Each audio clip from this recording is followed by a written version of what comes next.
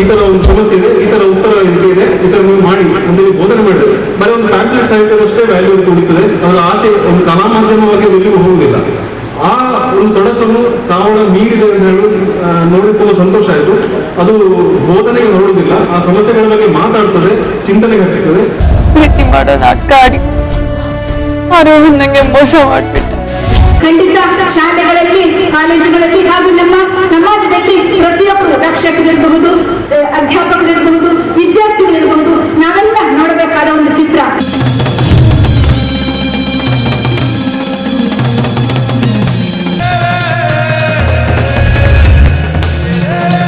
ಜೀವನದಲ್ಲಿ ಮೊದಲ ಕಾವಳದಿಂದ ಚರಿತ್ರೆಯನ್ನು ಆರಂಭಿಸಿದೆ. ಅದರಲ್ಲಿರುವ ಪ್ರತಿಯೊಂದು ದೃಶ್ಯ, ಅದರಲ್ಲಿರುವ ಪ್ರತಿಯೊಂದು ಮಾತು ನನ್ನ ಹೃದಯಕ್ಕೆ ತಲುಪಿಸಿದೆ.